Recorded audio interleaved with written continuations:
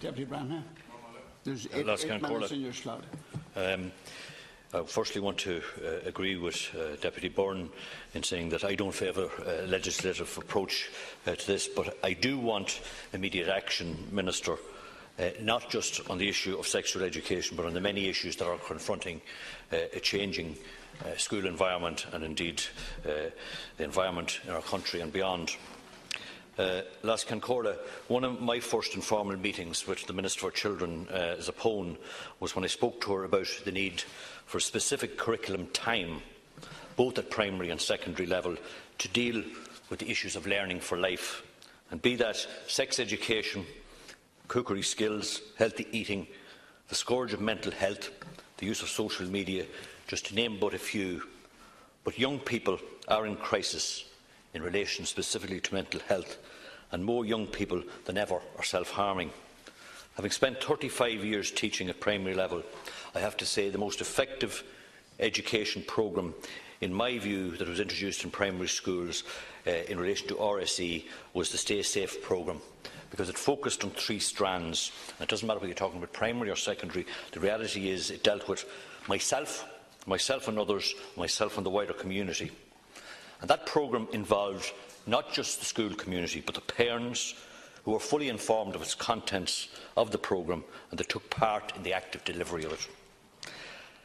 And while I hear people being critical of church and church involvement in the education curriculum, and while I accept that our world is changing, it is interesting to note that my former boss, a PP, in the school where I worked, who would have known nothing about the Stay Safe programme, always spoke to children each week as he visited the classrooms of 3 things: respect for yourself, respect for your family, and respect for your wider community. Very similar to that which was taught in that Stay Safe programme. I have no issue with the contents of what is put before us tonight, but I do have an issue in relation to what I said earlier, the issue of it being put into legislation. Deputy Byrne has referred to, we have never legislated in the curriculum or its contents or involved itself with it. Well, I'll deal with that in a minute. And has always left it to the National Curriculum for Assessment. If you look at the primary school or indeed the secondary school curriculum, and I have taken the time to speak to quite a lot of youth groups, representative of local authorities, north and south, and indeed to a youth conference recently held in Newry of all secondary school children, to which other members of the Oireachtas attended. And they speak about the amount of discretionary time, Minister, that is available, be it in primary or secondary school level.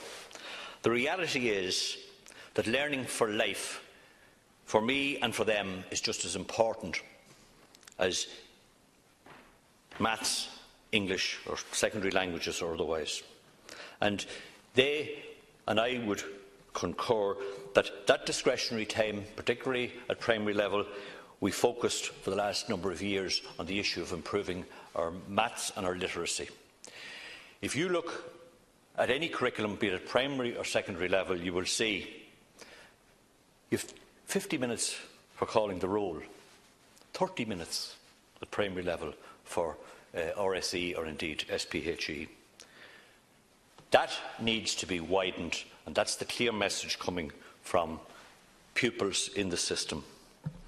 You have said, Minister, that the NCCA will examine the whole issue of RSE and the resources that are being provided to it. And I would be very interested to see that amount of time that I refer to as discretionary time that is actually given to these areas that I've spoken about at the outset. I want the review of the relations to sexuality education to be carried out sooner rather than later. And I'm asking you to put a time frame in relation to us being in a position to implement those many myriads of issues that are affecting our young population and beyond today. Students also spoke about being more comfortable, particularly at secondary level, with having outside coaches to speak to them, rather than that of dealing with their secondary teachers particularly, and they would feel more comfortable with outside help. It's interesting that an article published by Margaret Nohely from the Mary Immaculate College called Sexuality in the Context of Relationships and Sexuality Education, where she says that there are huge challenges facing our schools. She is calling for the teaching of RSE to be part of the wider context of social, personal and health education, to include teaching children from the earliest possible age that there are different types of sexual relationships, including homosexuality. And indeed, in my teaching experience, the family makeup has changed dramatically, and that needs to be identified, particularly from a very early stage.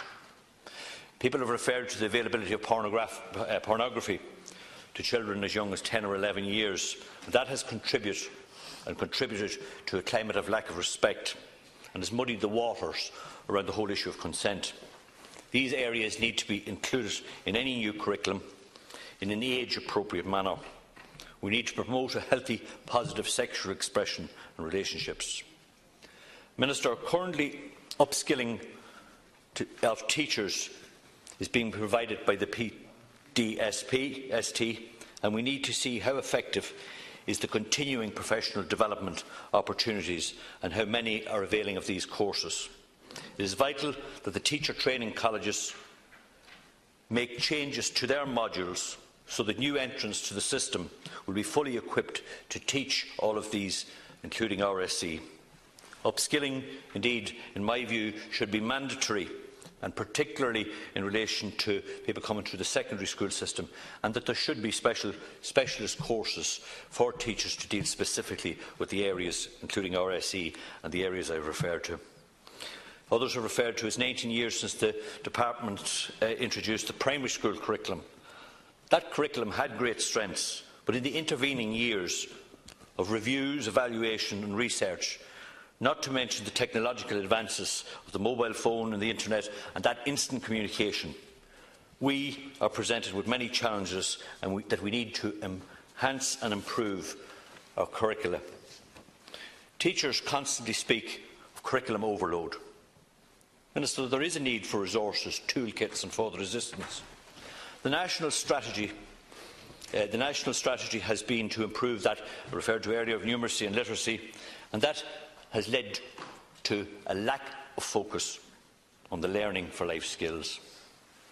Any new RSE programme to encompass the changes needed for a modern society needs to be, as I said, mandatory with adequate time allocated, even if it means using up what is currently that discretionary time.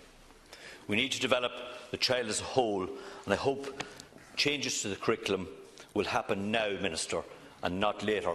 I just want to conclude, Count Corlett, to say, in my time as chair of the Old North Eastern Health Board, the board enlisted teachers to look at all of the issues in relation to learning for life, be it smoking, be it issues of mental health.